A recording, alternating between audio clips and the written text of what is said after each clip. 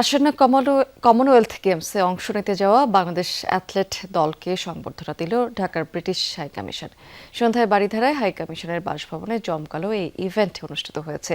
অনুষ্ঠানে ব্যারিস্টার জয়মা রহমান সহ দেশের ক্রীড়া এবং রাজনৈতিক অঙ্গনের বিশিষ্ট ব্যক্তিরা উপস্থিত ছিলেন সেখানে। এবারের আসরে ২০ সদস্যের লাল সবুজ প্রতিনিধি দল অংশ নিচ্ছেন, যাদের ঘিরে পদক জয়ের স্বপ্ন দেখছে অলিম্পিক অ্যাসোসিয়েশন।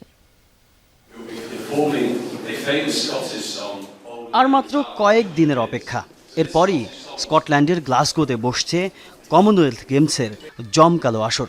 বৈশ্বিক এই ক্রীড়া মহোৎসবে লাল সবুজের প্রতিনিধিত্ব করতে যাওয়া অ্যাথলেটদের জন্য রাজকীয় বিদায়ী সংবর্ধনার আয়োজন করে ঢাকার ব্রিটিশ হাই কমিশন।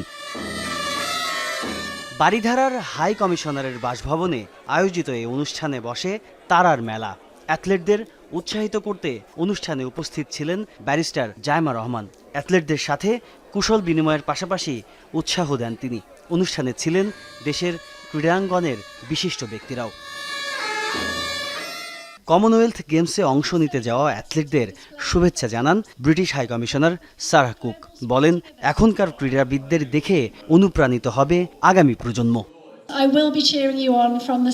গ্যালারিতে বসে আপনাদের জন্য করতালির মাধ্যমে শুভকামনা জানাতে আমি প্রস্তুত। আপনারা যখন স্কটল্যান্ডে যাবেন, মনে রাখবেন যে আপনাদের পেছনে রয়েছে লাখো মানুষের সমর্থন ও ভালোবাসা। আমি আপনাদের সবার সাফল্য কামনা করি। আশা করি আপনাদের এই যাত্রা অত্যন্ত ফলপ্রসূ ও স্মরণীয় হবে। আপনারা ইতিমধ্যে দেশের মুখ উজ্জ্বল করেছেন। বাংলাদেশ দলের জন্য অনেক অনেক শুভকামনা।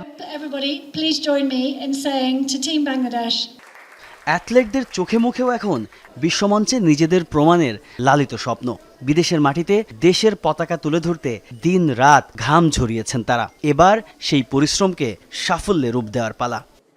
এটি একটি সুযোগ, যেটি কাজে লাগিয়ে আমি নিজে এবং আমার দেশকে, আমার পরিবারকে, পরিজনকে, সবাইকে গর্বিত করতে চাই। ৩ বছর ধরে বেশ লম্বা সময় থাইল্যান্ডে উচ্চতর প্রশিক্ষণ নিয়েছি, তো সব মিলায় প্রিপারেশন আশা করছি ভালো। তো দেখা যাক, আমি আশা করতেছি ভালো কিছু করার, নিজেকে ছাড়াই যাওয়া বিগত যে টাইমিংগুলো ছিল। কমনওয়েলথ থেকে আমরা সবসময় মেডেল পাই, তো সেটার জন্য আমাদের যাওয়া।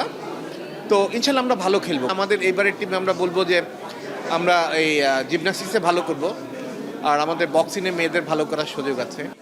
সীমানা পেরিয়ে খেলাধুলা মানুষের মাঝে সেতু বন্ধন তৈরি করে।